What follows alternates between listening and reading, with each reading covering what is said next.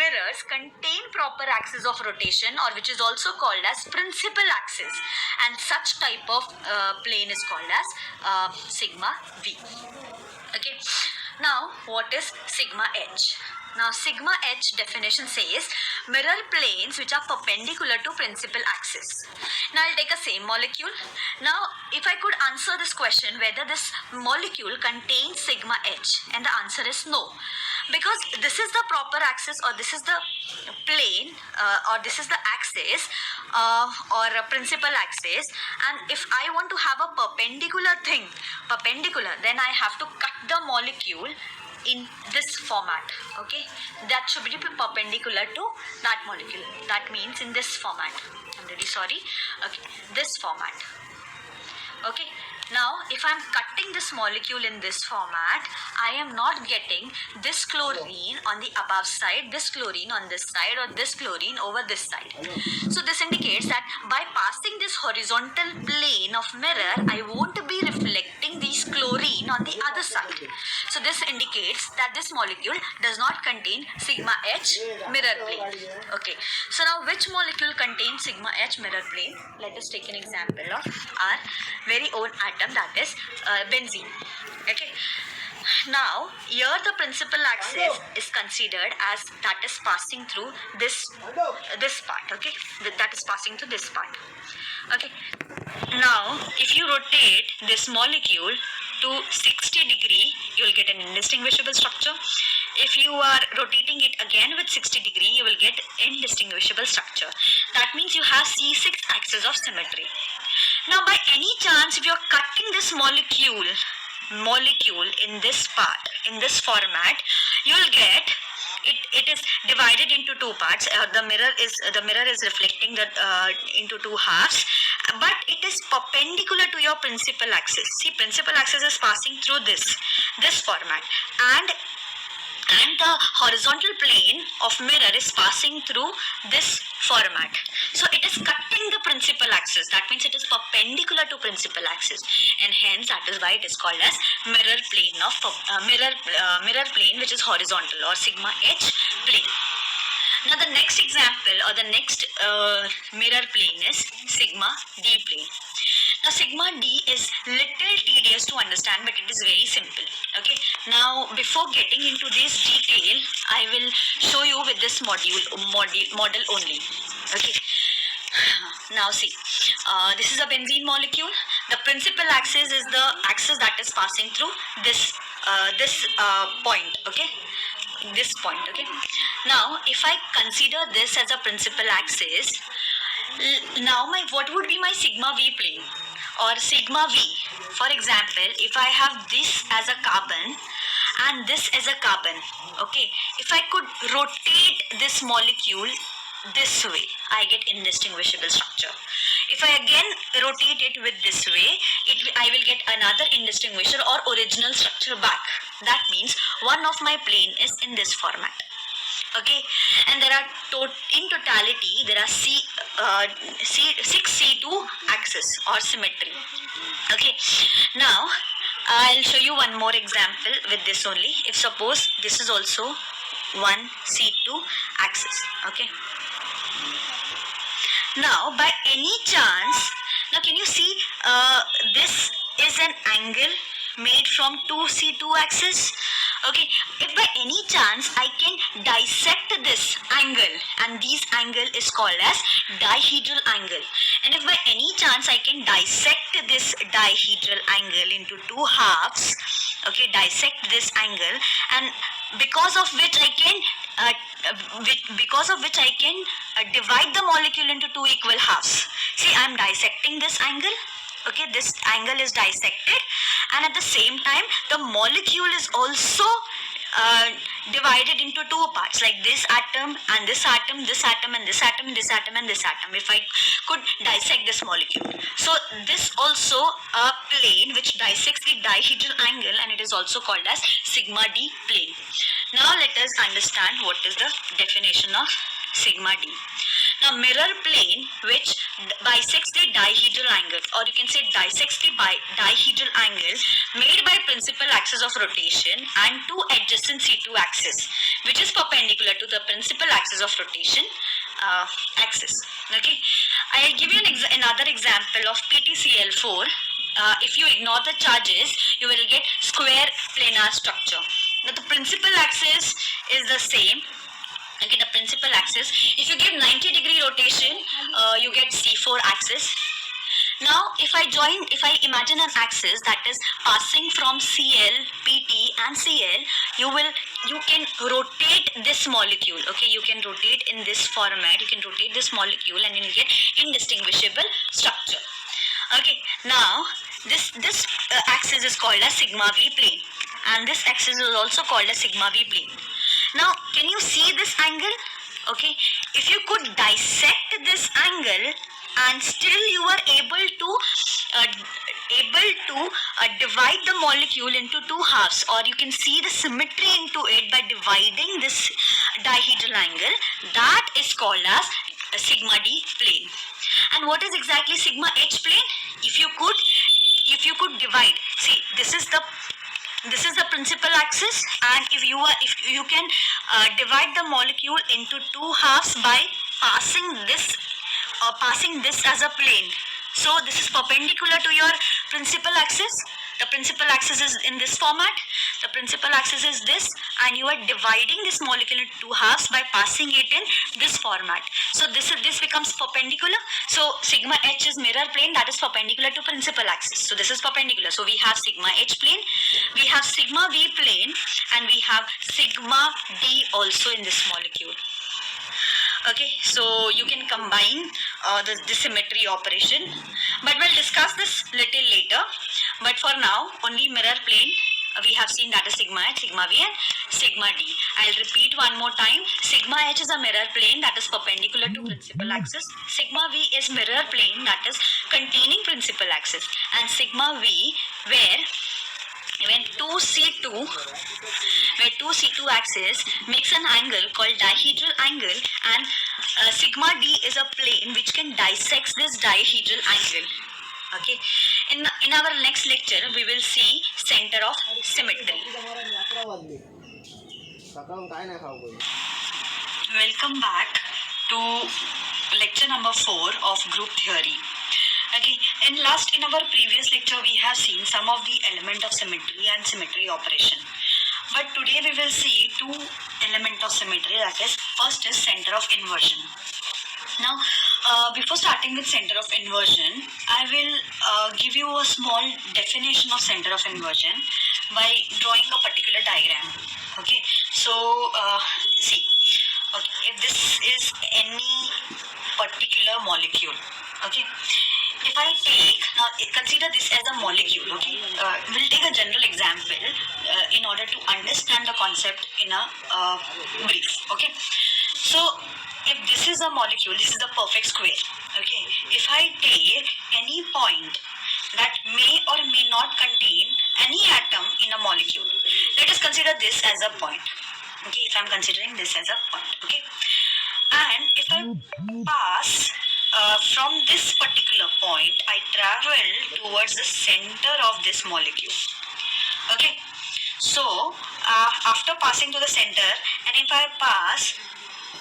if I move forward to the same direction, and if I find an equivalent point which is at the equal distance from the distance between the center to this point, and center to this point is same, then this point which is called as origin is also called as center of inversion. Okay, now let me explain you with the molecule. Let us consider a basic example of benzene. Okay, now this is a benzene molecule. Okay, see, if I consider any point, let me consider this hydrogen as this point. Okay, now if I'm passing it, if I'm moving towards the center, I reach here.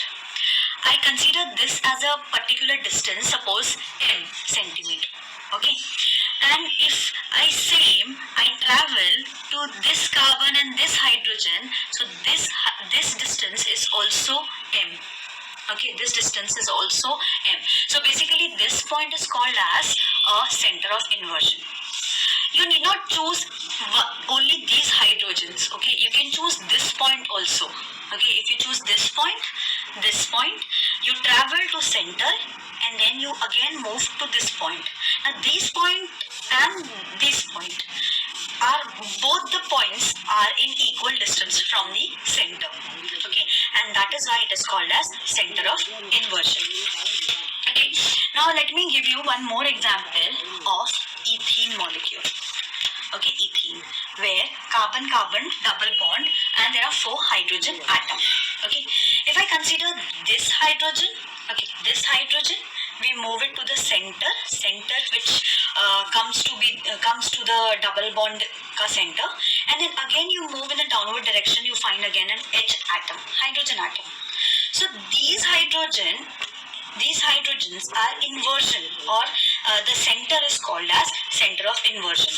Okay, you can consider this hydrogen also same, and if you consider this point also, if you consider you reach the origin and you move further, you will find the same point. So what my conclusion after studying center of inversion is that hydrogen or a particular point in a molecule, okay, if it travel towards the center, okay, and if I travel again towards the same direction, and if I get an equivalent point, that point which is at the origin, which is at the center, is called as center of inversion.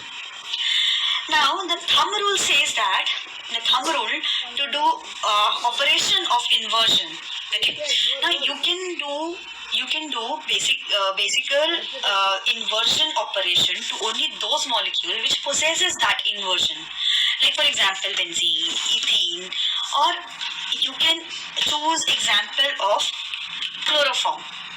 Let me consider an example of chloroform. Now if I consider this chloroform, my first question is whether the center of inversion exists to this, and the answer is no. Now why the answer is no?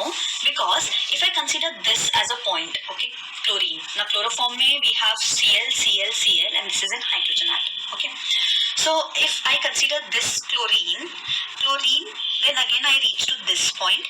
Okay, that is the center. And if I want to go again towards the same direction, I find one chlorine. But if I consider this as a point, hydrogen, okay, if I go towards downward direction, I would not find, because all the atoms are chlorine here. None of them are hydrogen. So this molecule does not possess any center of inversion. Okay, so the molecule which possesses center of inversion, you can consider benzene, you can consider ethene. Now I will give you one more example by considering maths into it. We'll consider this as a structure. Okay. Now, if suppose this is a hypothetical structure where I have numbered all the atoms as 1, 2, 3, 4, 5, and 6, and if I'm giving an inversion operation, okay, if I'm giving an inversion operation, the 1 will be inverted to 4th position, and 4 atom will be inverted to 1 position. Okay, as you can see in this. Similarly to 3 and 6 also, the 3 will be inverted at this position, 6 will be inverted at 3 position. Here you can see that. And same with 2 and 5. So 2 will be inverted at this position, 5 will be inverted at this position, as you can see in this. Okay, so center of inversion is very simple to understand. It is very also easy to recognize at the same time. Okay, so you have to remember thumb rule. Thumb rule says that in order to do operation of inversion, you have to interchange the position. Knowing this would be able to write a structure of any molecule after undergoing inversion symmetry. But you have to remember one more thing, that you can do it only to those molecules which possess a center of inversion. Now let us have a comparison between Ci and C2, that is center of inversion, and C2 axis. C2, if you remember, we have seen in proper axis of symmetry. Okay. Now I have taken the same molecule, that is ethene, where this is 2 carbon atom which is having a double bond, and there are 4 hydrogen atom. Okay. Let me denote it with A, B, C, and D. And if I'm giving this molecule as inversion, because it possesses center of inversion, okay, because this is an hydrogen, if you travel at this position, You reach the center, and to the equal distance you have another hydrogen molecule. So you possess the center. This molecule possesses a center of inversion. Okay. So if I do an inversion, what I will find that A is inverted to D position and D is inverted to A position, as you can see here. And C is inverted to B position and B is inverted to C position, as you can see here. Now what if I give a molecule C2 axis of rotation, like this is a molecule, and then suppose this is a principal axis. Okay, this is a principal axis. You will have to rotate the molecule in this format. Okay, you will get an indistinguishable structure. If I denote it with A, B, C and D, if I give a C2 axis, your A will be flipped at B position and B will be flipped at A position, as you can see here. And C will be flipped at D position and D will be flipped at C position, as you can see here. But by any chance, if I do not denote it with A, B, C and D, I will find the same structure. Or the same structure, because all the atoms are hydrogen. So these two structure would be same if I am not denoting it with A, B, C, D, or if I am not labeling it with A, B, C and D. So in short, that inversion versus C2, I wanted to say you that if you denote it, that only you will come to recognize whether it is an inversion or whether it is C2 axis of symmetry. Okay. So this the major conclusion about the center of symmetry is point or the origin, as we have seen in ethene molecule and we have seen in benzene molecule. As the lecture goes on, lecture progresses, we will see some complicated molecule exhibiting such type of symmetry. Now let us move on to improper axis of symmetry. Okay.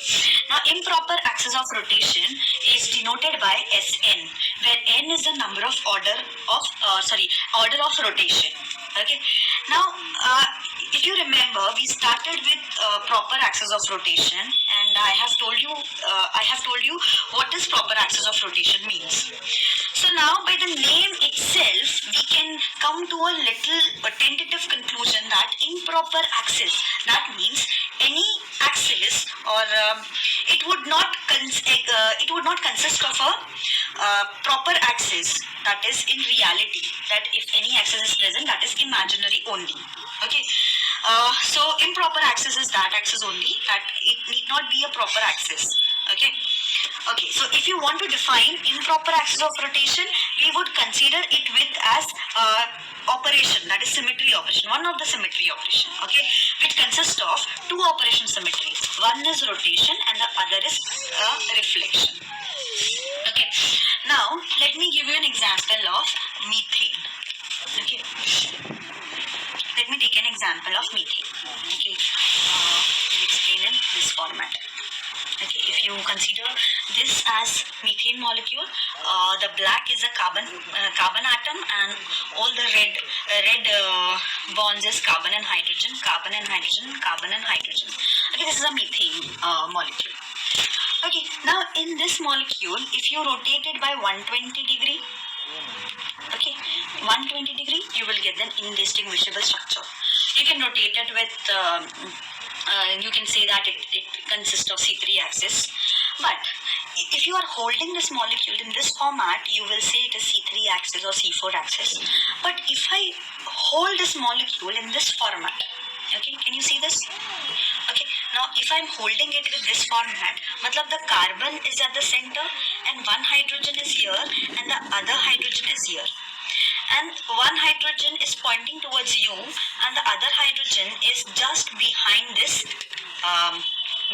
hydrogen. Okay, I'll hold it in this format. Okay, okay, I'll hold it in this format. Okay, now by any means, if I can pass an axis, okay, if I can pass an axis, see, this axis cannot be in reality, it does not exist, but if it is an imaginary axis. Now why I am dividing? Because one hydrogen is here and other hydrogen is here.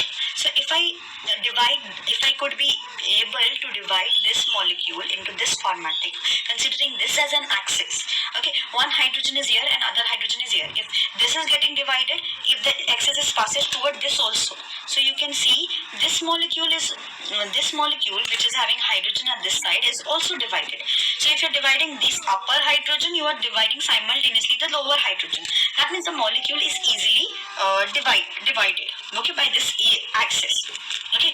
And if you could give a rotation by 90 degree, okay, now see this position, okay, notice this position, it is V shape. Now if I am rotating it, now the V shape in the upward direction is now no more a V shape, it is in the downward direction.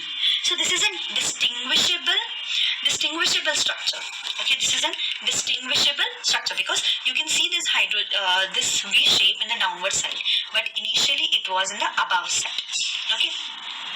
Now, if by any chance I can reflect this, or if by any chance I can pass a plane of symmetry perpendicular to this axis, okay, that is imaginary axis. If I'm passing through a plane of symmetry, okay, so अगर मैंने plane of symmetry pass किया मतलब मैं reflection करना चाहती हूँ, I'm going to do reflection, and if it is reflected, so these hydrogen will reflect it at this position, okay, this hydrogen will reflect at this position, upper position, and this hydrogen will reflect at this position, okay. Similarly, this hydrogen will reflect at the downward direction, and this hydrogen will reflect at the downward direction. And if you could imagine that it is the initial structure, the reflection would be in this format. So by giving one rotation and one reflection, you are getting a molecule which is indistinguishable in structure. Okay, I'll repeat one more time. If I'm holding this methane molecule in this format, we have hydrogen this side and this hydrogen is this side. And by any means, if I can insert or imagine a improper axis, or I can imagine an axis which can divide this V shape into two parts, and if it is dividing this also, this V shape into two parts, then the molecule can be in symmetry, right? So if I give a rotation, one rotation, like 90-degree rotation, okay, if I give 90-degree rotation, I get this as a structure. Okay, I get this as a structure where V shape is in the upward direction and now V shape is in sideway direction. Okay, and if I'm passing a plane which is perpendicular to this axis, which was perpendicular. See, this is the axis which is perpendicular to this axis. This indicates that this hydrogen will show the reflection at the lower side. Okay, lower side, and this hydrogen will reflect in the upward direction.